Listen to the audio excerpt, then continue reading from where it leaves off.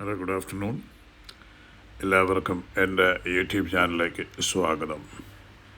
ഇന്നത്തെ വീഡിയോയുടെ title rumination, മനസ്സിനെ തളർത്തുന്ന അദൃശ്യ ശത്രു. നിങ്ങൾക്ക് ഒരിക്കലെങ്കിലും ഇങ്ങനെ സംഭവിച്ചിട്ടുണ്ടോ? ആരെങ്കിലും പറഞ്ഞ ഒരു വാക്ക് ദിവസങ്ങളോളം മനസ്സിൽ വീണ്ടും വീണ്ടും ഓടിക്കൊണ്ടിരിക്കുക. വർഷങ്ങൾക്ക് മുമ്പ് ചെയ്ത ഒരു തെറ്റ് ഇപ്പോഴും ഓർത്ത് വിഷമിക്കുക, അല്ലെങ്കിൽ ഇതുവരെ സംഭവിക്കാത്ത കാര്യങ്ങളെക്കുറിച്ച് നിരന്തരം ആശങ്കപ്പെടുക. അങ്ങനെയാണെങ്കിൽ നിങ്ങൾ റൂമിനേഷൻ എന്ന മാനസിക കുടുക്കിൽ അകപ്പെട്ടിരിക്കാം. റൂമിനേഷൻ എന്നത് വെറും ചിന്തയല്ല, പ്രശ്ന പരിഹാരവുമല്ല.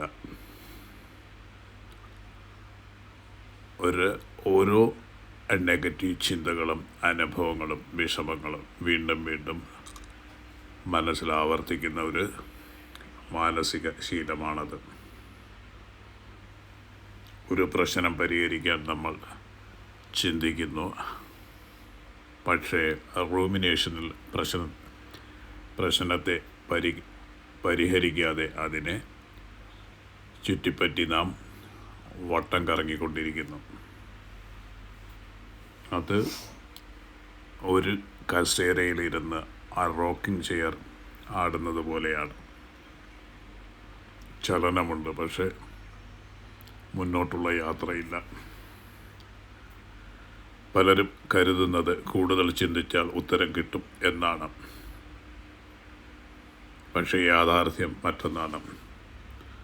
കൂടുതൽ ചിന്തിക്കുമ്പോൾ പലപ്പോഴും കൂടുതൽ വ്യക്തതയല്ല ലഭിക്കുന്നത്, കൂടുതൽ ആശയക്കുഴപ്പമാണ് ലഭിക്കുന്നത്.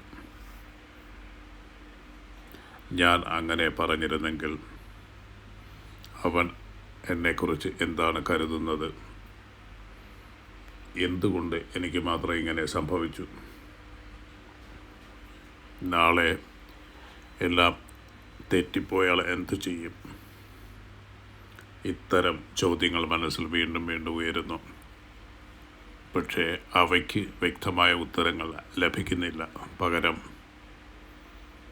അവ നമ്മുടെ സമാധാനം കവർന്നെടുക്കുന്നു.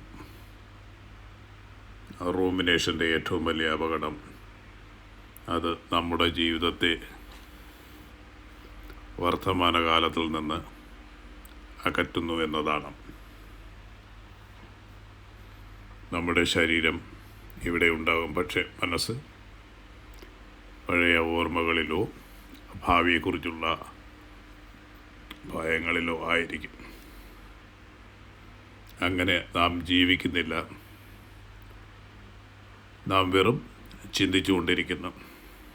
ജീവിതത്തിലെ ഏറ്റവും മനോഹരമായ നിമിഷങ്ങൾ പലപ്പോഴും നമ്മൾ നഷ്ടപ്പെടുത്തുന്നത് ഇങ്ങനെയാണ്. കാരണം ജീവിതം സംഭവിക്കുന്നത് ഇപ്പോഴാണ്.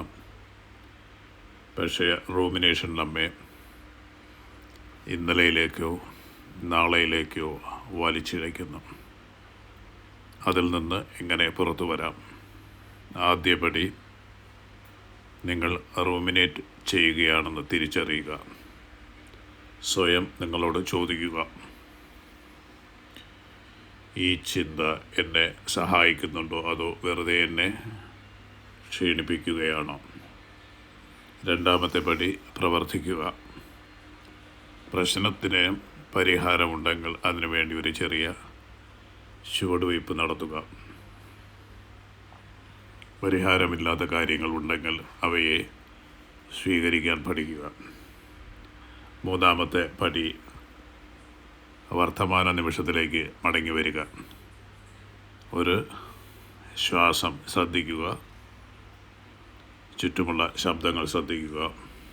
ഇപ്പോൾ നിങ്ങൾ ചെയ്യുന്ന കാര്യം ശ്രദ്ധിക്കുക. കാരണം സമാധാനം കാണുന്നത് ഭൂതകാലത്തിലോ ഭാവിയിലോ അല്ല, അത് ഈ നിമിഷത്തിലാണ്. അതുകൊണ്ട് ഓർമ്മിക്കൂ, നിങ്ങളുടെ മനസ്സൊരു മികച്ച ദാസനാണ്. പക്ഷേ അത് ഒരു ഭയാനക യജമാനനുമാകാം. നിങ്ങളുടെ ചിന്തകളെ നിയന്ത്രിച്ചില്ലെങ്കിൽ നിങ്ങളുടെ ചിന്തകൾ നിങ്ങളെ നിയന്ത്രിക്കും. അതിനാൽ ഇന്നു മുതൽ ഒരേ പ്രശ്നം 100 തവണ ചിന്തിക്കുന്നത് നിർത്തുക. പഠിക്കേണ്ടത് പഠിക്കുക, വിടേണ്ടത് വിടുക, ജീവിക്കേണ്ടത് ജീവിക്കുക. കാരണം ജീവിതം വളരെ ചെറുതാണ്. അതിനെ ചിന്തകളുടെ തടവറയിൽ പാഴാക്കാൻ അല്ല, അനുഭവങ്ങളുടെ ആഘോഷമാക്കാനാണ് നമുക്ക് ലഭിച്ചിരിക്കുന്നത്. റൂമിനേഷനിൽ നിന്ന് മോചിതരാകൂ, നിങ്ങളുടെ മനസ്സിനെ സ്വതന്ത്രമാക്കൂ. അപ്പോൾ മാത്രമേ നിങ്ങൾക്ക് യഥാർത്ഥ സമാധാനവും സന്തോഷവും അനുഭവിക്കാൻ കഴിയും. അപ്പോൾ ഈ വീഡിയോ ഇവിടെ വൈൻഡപ്പ് ചെയ്യുകയാണ്. ഈ വീഡിയോ നിങ്ങൾക്ക് ഏതെങ്കിലും തരത്തിൽ പ്രയോജനപ്പെട്ടെങ്കിൽ ഇത് ലൈക്ക് ചെയ്യാനും ഷെയർ ചെയ്യാനും സബ്സ്ക്രൈബ് ചെയ്യാനും മറക്കരുത്. അപ്പം ഈ വീഡിയോ ഇതുവരെ ശ്രദ്ധിച്ച് കേട്ട നിങ്ങൾക്ക് എല്ലാവർക്കും നന്ദി. തുടർന്നുള്ള ദിവസങ്ങളിലും നിങ്ങൾക്ക് പ്രയോജന വീഡിയോകളുമായിട്ട് വരുന്നതുവരെ എല്ലാവർക്കും bye. Have a nice day.